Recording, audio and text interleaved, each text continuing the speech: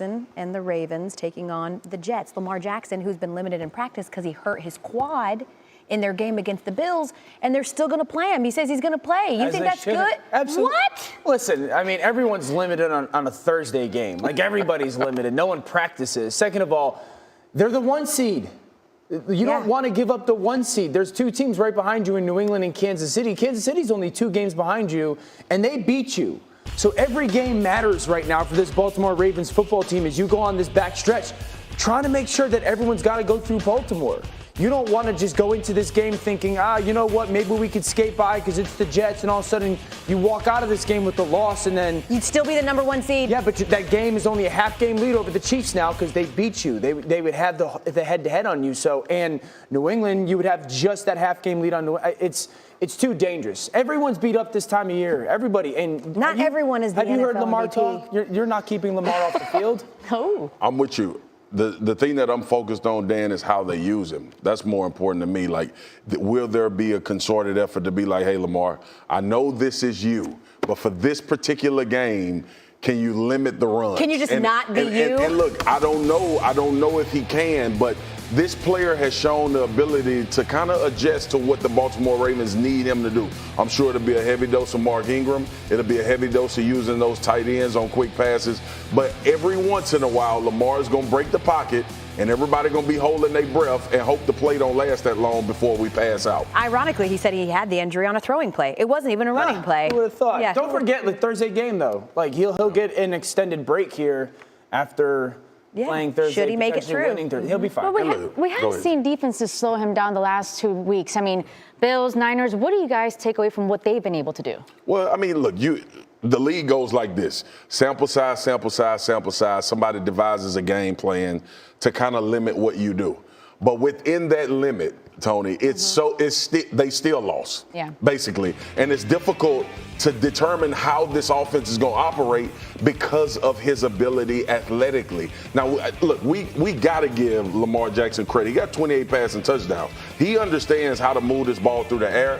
But as a defense coming in, you are so focused on limiting his ability to run the ball that the other things hurt you. This is what Dan and I was talking about a few weeks ago. How do you want to play this game? That's what the Baltimore Ravens are doing now. Like, how do you want to play this game, and we'll adjust and play it that way. That's why I think they're the most, I don't think, they are the most difficult offense to stop. But with that being said, they're my Super Bowl favorite now. Ooh. Strong.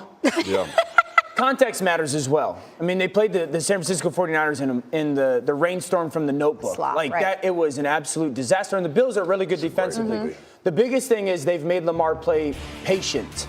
We often kind of talk about that when it comes to quarterback play, but only in the pass game. Oh, they made him play patient and take the small stuff. Those teams have just made him play patient in the run game. They haven't allowed Lamar to get to the perimeter. They've made Lamar hand the ball off and hand the ball off and hand the ball off. And are you going to play patient when it comes to the zone read game? And Lamar has gotten a little bit anxious at times, right? And pulled it when he didn't need to. So they've just made him play patient. That's all. He'll adjust and move forward. But they still have that dominant run game going. I'll say it's still not the worst thing, though. They've been dominating teams. It's not the worst thing to still eke out wins. Like for Lamar to have one of his worst games of the season against good teams. And still. He is ready to go. But first, how much did the Yankees spend for their new one? Okay, Tony, put it this way. The Yankees decided to make it a blockbuster night, signing prize free agent pitcher Garrett Cole to an eye-popping amount of money. 9 years, $324 million. What? Sources tell our Jeff Passan, which reportedly includes an opt-out after 5 years and a full no-trade clause. This offer eclipsing that of the deal that the Nationals finalized with Steven Strasburg on Monday of $245 million over 7 years. So overall, Cole's contract is the 5th $300 million deal ever handed out. And it's the second largest deal for any free agent. His average annual value of $36 million would be the highest of any contract of $100 million or more in MLB history. We are not the Pinstripers because we never blockbuster. It's terrible. Yeah, it was bad.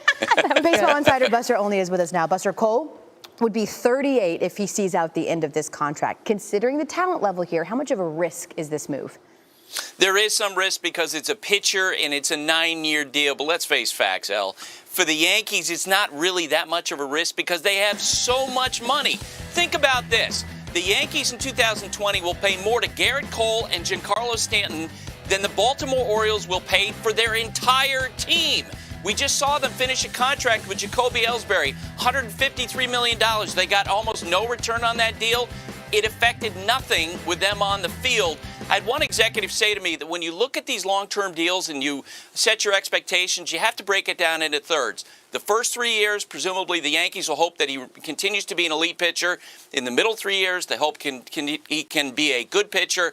And the back three, it's just a question of whether or not he's still effective at that point. It was very much a Yankees move, something that we'd seen for years and years and years coming out of the Bronx. But to what extent do you think this now makes the Yankees the World Series favorites? Well, I think this is the team that's the biggest prohibitive favorite to win the World Series since those late 90 Yankee teams. Because Garrett Cole, at the top of that rotation, the best pitcher on the planet, fills the one hole that this club has. Now they have an excellent rotation with Cole ahead of Luis Severino, Masahiro Tanaka, James Paxton. We know they have an excellent, indeed, bullpen. Aroldis Chapman at the back end. And last year, they led the major leagues in runs scored, despite the fact they had a lot of injuries. So this is an unbeatable team to the degree that I do wonder if this is going to make it easier for the Boston Red Sox to say, you know what?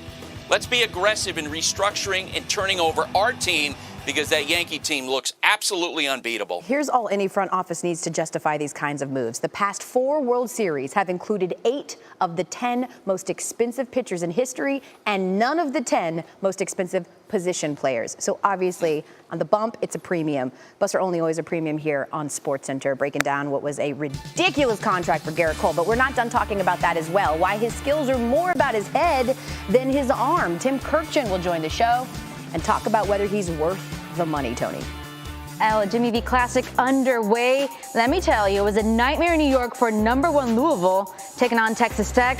Keep in mind, Texas Tech came into this one without their best player, Yamaz Ramsey. But Texas Tech playing great defense in the first half. Take a look at that. And let me introduce you to this guy. If you didn't know him, you know him now. Avery Benson, the walk-on from Arkansas.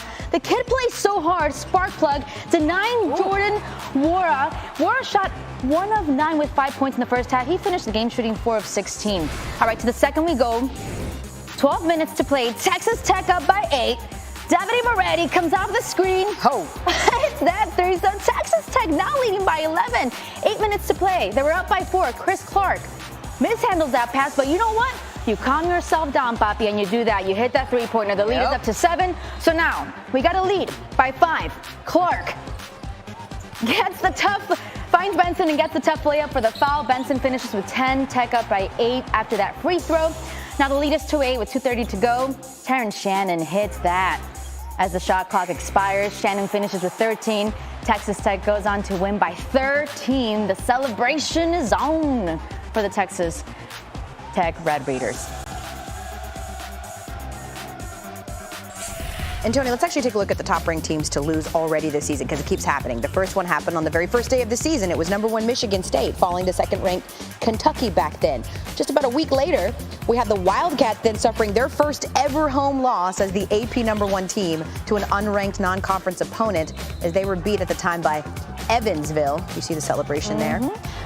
2 weeks after that, Stephen F. Austin pulled off the largest upset by a Division I team in the last 15 seasons when it shocked Duke as a 27.5-point underdog at Cameron Indoor. And none of those wins were as large as Texas Tech's 13-point win over Louisville on Tuesday, as we have now seen 4 different AP #1 teams lose before January 1st for the first time ever, Tony.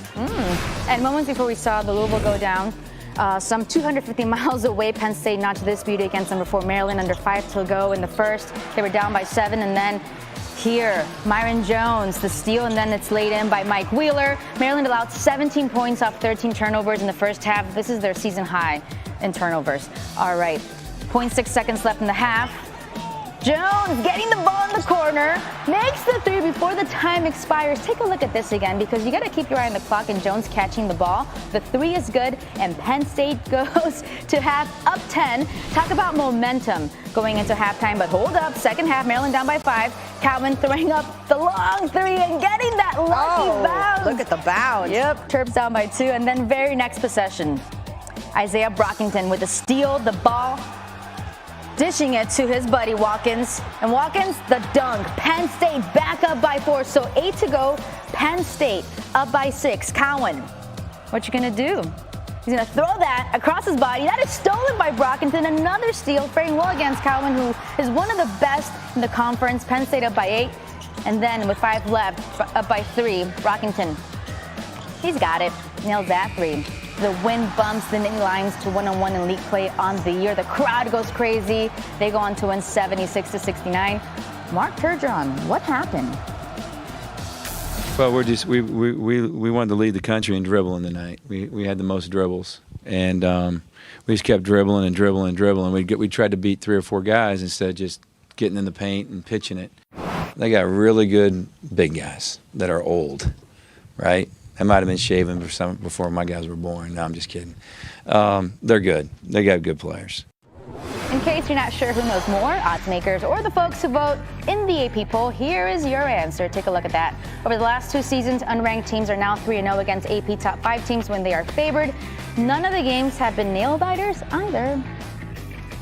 Okay, Tony, this next highlight is brought to you by Don't Count Your Chickens Before They Hatch, Trey. Overtime thriller between Miami and Atlanta in Miami, who, by the way, were perfect 10-0 coming into this game at home, but it looked like, at least Trae Young thought here, with the Hawks leading by 4 in less than a minute, that the game was over. Look, he says it. It's over because the Hawks are up by 6. Ooh. It's over. It's done. We're good. Only Miami was like, no, we have other plans, like Duncan Robinson. He hits the 3. The deficit now to 3. Same deficit, 40 seconds left. DeAndre Bembry tries to drive here. Can't get it to go. Derrick Jones swats it away. Heat still have a chance. Next possession, Jimmy Butler. That's a 3. Butler ties the game. His 3rd triple-double in the last 7 days. So 6 straight points since Trae Young said that this game was over. Ooh, he was mad. He's over. So overtime we go, and it was done after that. In fact, Trae Young would say once we hit overtime, it's like we were dead. Robinson, 10 threes, tied for most in a game in team history.